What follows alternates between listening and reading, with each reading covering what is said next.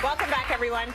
So you've heard us mention the Dirty Dozen and the Clean 15 on this show before. They're lists put together by the Environmental Working Group that show which fruits and vegetables contain the most herbicide and pesticide residue and which are the safest to eat. Well, the 2023 lists are out. And here to help us interpret them is Dr. Joey Shulman. Joey, we're always so good. We love your expertise. So talk to me about herbicides and pesticides. What are they and how do we use them?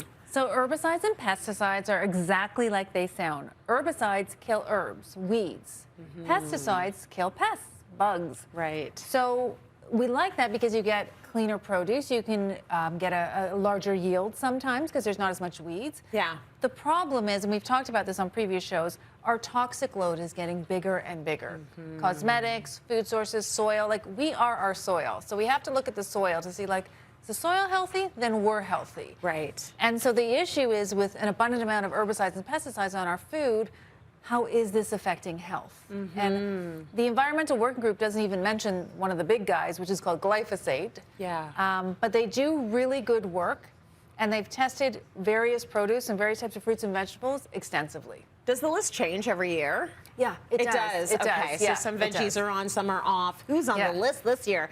Give us an example of which fruits and vegetables are on the Dirty Dozen list. So this is the list you don't want to be on. Right. This is like the walk of shame for fruits and vegetables. Right. You're not winning an Academy Award. You're not on winning the dirty list. list. You're on the dirty list. So if we're looking the first dirty list one, it's green beans. Oh, you poor things. Yes. I And like these guys, but they're dirty. So when we say dirty. they've detected between 13 and 23 mixture of herbicides and pesticides on these selections. That's a lot.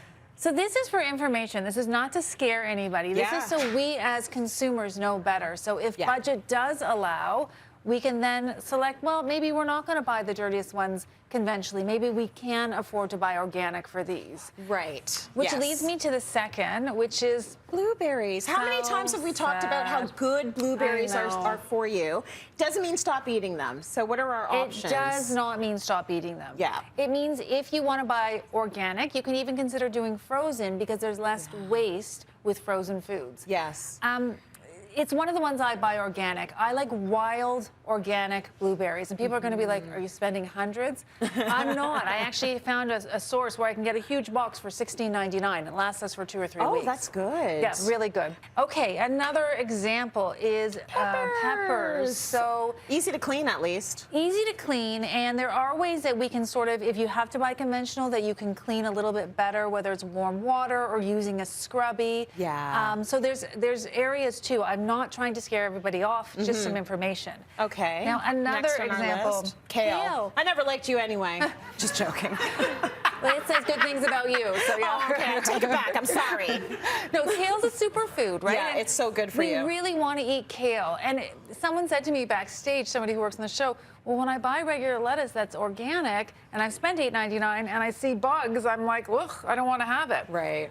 I get it. There's a balance here, you know, but we do want to, if you are going organic, you do want to sort of think about going organic with kale. Superfood. And I would also say, if you've ever been to a farmer's market and you get the veggies and fruit there, there's dirt on it, and there's ants and there's insects. That's actually okay. It's kind of given the good. choice between a toxin and an ant. That's what I said. I will take the ant. Yes, that's what I say too. Yeah, you can clean that off. You can wash that off in your sink, and off you go to eat it. It means it's real. It came from the ground. And it's like, it's okay. And soil is good. The health of our soil is so important.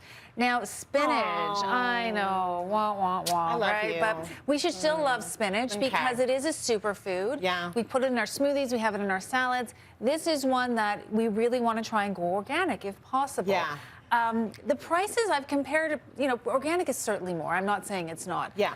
I find that if we are selective, it doesn't have to really boost the grocery bill. Fair enough. So you pick some to be organic, some not. And I'm just wondering, when you wash your spinach, do you put it in the spinner? Because I don't have the spinner anymore. No, I don't put it in the spinner. So are you okay with it being a little wet? I am. I'm just laughing at the spinner because that's so 1980s of us. Isn't it? Does Does anyone have the spinner? My mom had the spinner. Oh, Did I your used to mom have love the spinner. And then I even had one with Leo because he has all stuff from 1985. Like, that's just the way he lives. And we got rid of it. And now I'm like, oh, it's wet, though. And I don't like that. I Back don't to the know, spinner. Okay, last on the dirty list. I mean, strawberries are always on the dirty list. They're so yummy, They're though. so yummy, though. Delish. So organic strawberries. This is one where I do buy frozen for my smoothies because organic stropberries they're expensive, Yeah, they right? really are. So, They really are. Can we talk about the clean ones? Because there's a Okay. clean list as well. So that's the positive of what we're looking at. There's a clean 15 list. So avocados, pineapples, celery. Nice. We'll post this online at cityline.tv. But the clean 15, the residue they found on those fruits and vegetables are really low. So good. Don't worry about those ones. Just buy conventional if you want to, which is great. Right. So this is just about consumers being informed, and this is about us maybe taking some action to support regenerative farming. Maybe there's something that inspires you from this segment, but it's just about information. Absolutely. Just in terms of washing, you mentioned warm water with the scrubby. Yes. Try and even wash the ones on the clean list, obviously, because they're cleaner, but it doesn't mean they're 1,000% clean. It doesn't. And when you buy those bags of lettuce that say pre-washed, I know. I still recommend wash. You burst my bubble on that one so years sorry. ago. I'm looking for every shortcut in the kitchen possible, Right, but I yes, know. even the pre-wash, give it a wash. Still give it a wash. Thanks, Yeah. Joey, so much. More details on the Dirty Dozen and the Clean 15 on cityline.tv.